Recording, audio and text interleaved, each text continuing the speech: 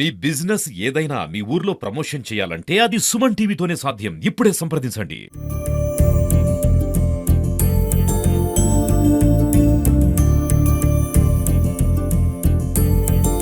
చిట్యాల ఐలమ్మ గారి జయంతి సందర్భంగా వారికి నివాళులు అర్పిస్తాం.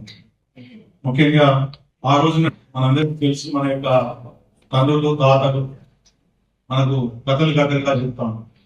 ప్రపంచంలో ఎక్కడ జరిగినటువంటి గొప్ప మట్టి మనుషుల పోరాటం మన తెలంగాణ సాయుధ పోరాటం.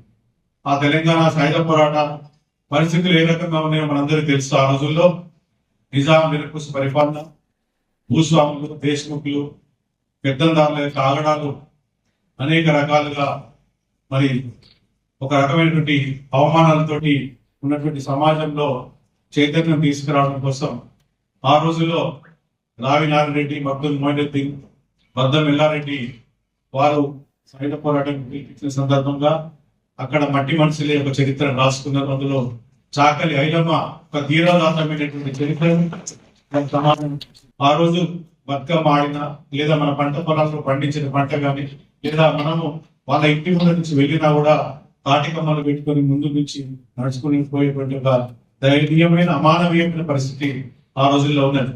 దాన్ని అన్నింటి కూడా ఛేదిస్తూ మరి చాకలి ఐలమ్మ గారు, దొడ్డి కొమరయ్య గారు, అదేవిధంగా షేక్ బందగి ఒకవైపున స్వతంత్రంగా సాగించినటువంటి పోరాటం, కమ్యూనిస్ట్ ఉద్యమం ప్రేరేపణతో ఆంధ్ర మహాసభ పిలుపుతోటి సాయుధ పోరాటాన్ని మరి నడిపి మనకు విముక్తి చేయడం జరిగింది. ఆ తర్వాతనే ఇవాళ మన తెలంగాణ రాష్ట్రం అంటే మన మట్టిలోనే పోరాట తత్వం ఉంది, మన మట్టికే ఆ పోరాట దీక్ష ఉంది. అందులో మహిళగా ఆ రోజు పెద్దగా చదువుకోకపోయినా సమస్యలను, పరిస్థితులను, దోపిడిని, సమాజంలో ఉన్నటువంటి అన్ని రకాల బాధలకు విముక్తి పోరాటం తప్ప ఇంకొకటి లేదని గుర్తించి ఆ రోజు వారు సాగించిన పోరాటం ఇప్పటికీ సమాజంలో కూడా మనం స్మరించుకోవడం, భావి తరాలకు వారు మార్గదర్శకులుగా మనం భావించాల్సిన అవసరం ఉంది. ఇప్పటికీ రోజు రోజు పెరిగిపోతున్నటువంటి ప్రజల్లో ఉన్నటువంటి అన్ని రకాల అసమానతలు, సమస్యలకు, అదేవిధంగా ముఖ్యంగా మహిళలకు పట్ల జరుగుతున్నటువంటి సమస్యల పట్ల మరింత వారి ధీరోదాత్త పోరాట చరిత్ర స్ఫూర్తిగా మన తెలంగాణ సమాజం యావత్ ప్రపంచం కూడా తీసుకోవాల్సిన అవసరం ఉందని చెప్పి సందర్భం తెలియజేస్తాం. ముఖ్యంగా మరి తెలంగాణ సాయుధ పోరాటం తర్వాత ఇవాళ మన తెలంగాణ రాష్ట్రం మరొకసారి సిద్ధించింది. వచ్చిన తర్వాత మరి వారిని ఘనంగా ఇవాళ గుర్తించాల్సిన బాధ్యత తెలంగాణ ప్రభుత్వాల మీద ఉన్నది.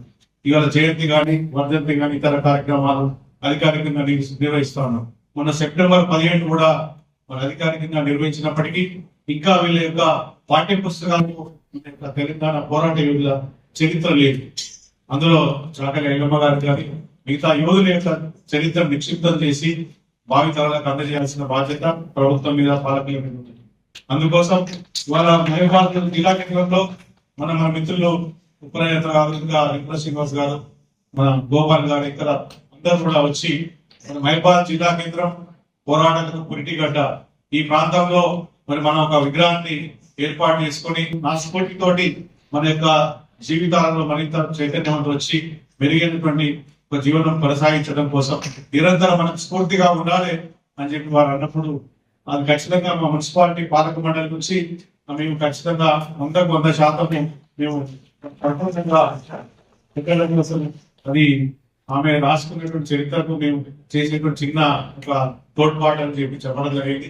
అది ఎంఆర్ఓ ఆఫీస్ సెంటర్ అయినా ఇంకా వేరే ప్రత్యామ్నాయ సెంటర్లు వాళ్ళు సూచించిన దాని మీద మేము మున్సిపల్ పాలక మండలి సంపూర్ణమైనటువంటి మద్దతు ప్రకటిస్తామని, అదేవిధంగా ఇవాళ మహబూబాబాద్ జిల్లా కేంద్రం తర్వాత ఈ రజక వృత్తి మీద జీవనం కొనసాగించేటువంటి వాళ్ళు, ఎందుకంటే ఆమె కేవలం ఒక సమాజానికి లేదంటే ఒక కులానికి పరిమితమైనటువంటి వాళ్ళు కాదు, తెలంగాణ సమాజానికి మొత్తం కూడా ఒక ఐకాన్ మనకు కేవలం ఆ సమాజం. కానీ అందులో నుంచి వచ్చినటువంటి ఆ వర్గాలకు, అందులో ఉంటున్నటువంటి వర్గాలకు వాళ్ళ రజక అభివృద్ధి సంస్థ ఉంది. ఆ నిధులు ఎంతవరకు కింది స్థాయి, క్షేత్రస్థాయి, పల్లెల్లో నివాసం ఉంటున్నటువంటి వాళ్లకు ఏ రకంగా ఆర్థిక చేయిస్తా ఉన్నాం.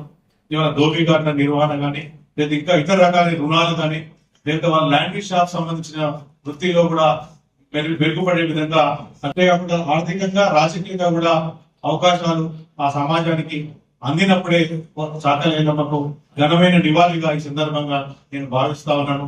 మరొకసారి చాకలేదమ్మ గారికి మరియు చిట్టాలేదమ్మ గారికి ఈ సందర్భంగా నివాళులు అర్పిస్తూ వారి ఆశయ సాధన కోసం మా వంతుగా మేము కృషి చేస్తామని తెలియజేస్తూ ధన్యవాదాలు.